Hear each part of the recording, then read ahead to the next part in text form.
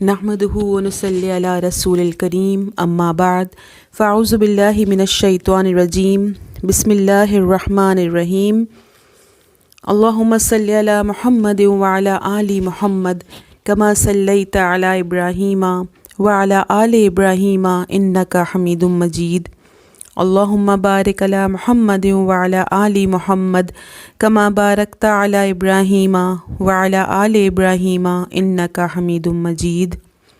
السلام علیکم ورحمۃ اللہ وبرکاتہ۔ ہماری آج کی حدیث صحیح مسلم کی روایت ہے۔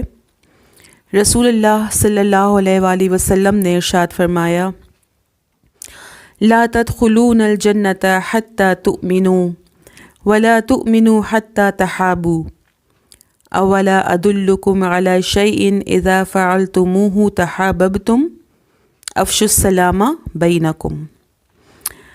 تم جنت میں داخل نہیں ہوگے جب تک کہ مومن نہ بن جاؤ، اور تم مومن نہیں بن سکتے جب تک باہم محبت نہ کرنے لگ جاؤ۔ کیا میں تمہیں وہ کام نہ بتاؤں جس کے کرنے سے تمہارے اندر ایک دوسرے کی محبت پیدا ہو جائے؟ آپس میں سلام کو رواج دو۔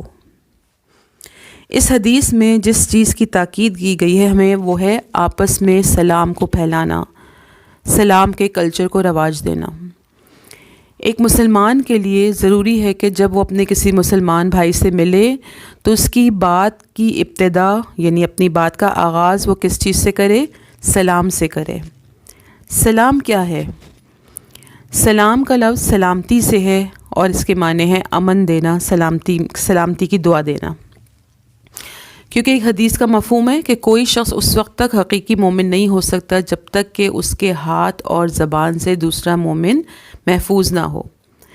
تو گویا جب ہم کسی کو سلام کرتے ہیں تو ہم اس کو سلامتی کی دعا دیتے ہیں کہ اللہ تعالیٰ تمہیں، تمہارے مال کو، تمہاری زندگی کو، تمہاری عزت کو، تمہارے اہل و عیال کو، تمہاری ہر چیز کو سلامت رکھے، محفوظ رکھے۔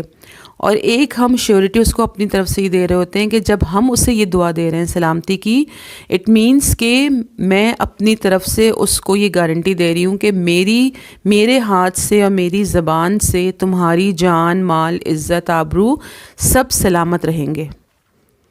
تو گویا جب ہم اس کو یہ سلامتی کی دعا دیتے ہیں اور ان ریٹرن وہ جواب میں ہمیں یہی کہتا ہے کہ وعلیکم السلام، تو وہ بھی ہمیں یہ گارنٹی دے رہا ہوتا ہے کہ میری ہاتھ اور زبان سے بھی تم محفوظ ہو، تم سلامت ہو، میری طرف سے بھی تمہیں کوئی تکلیف، کوئی نقصان، کوئی پریشانی نہیں پہنچے گی۔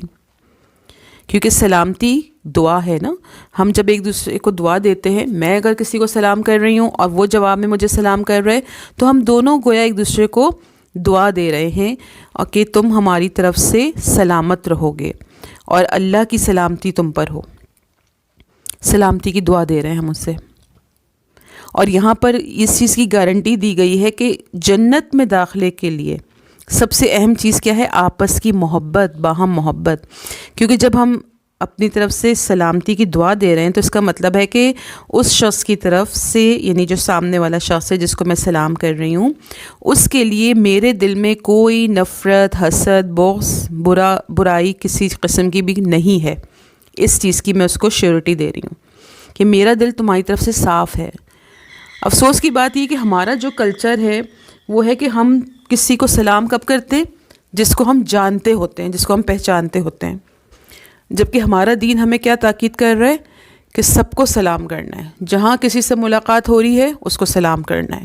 صحابہ کرام کا طرز عمل کیا تھا کہ جب وہ آپس میں ایک دوسرے سے ملتے اور چند لمحے کے لیے اگر ایک دوسرے سے جدا ہوتے، یعنی کسی ستون کی اوٹ میں چلے جاتے یا کوئی ادھر سے ادھر دوسرے کمرے میں سے ہو کر نکلتے، تو بھی ایک دوسرے کو جب آمنا سامنا ہوتا تو وہ سلام کیا کرتے تھے۔ ہمیں بھی اپنے اس کلچر کو رواج دینا ہے کیونکہ یہ ہمارے دین کا بہت اہم شعائر ہے۔ اور اس میں جو سب سے اہم چیز بتائی گئی ہے وہ یہ کہ جب تک ہمارے دل میں اپنے مومن بھائی کے لیے محبت نہیں ہوگی تو ہم جنت میں نہیں جا سکتے۔ تو جنت میں جانے کے لیے جو سب سے امپورٹنٹ چیز کیا ہے؟ سلام۔ ایک اور حدیث میں آتا ہے نا، افشوا السلام بینکم، آپس میں سلام کو پھیلاؤ.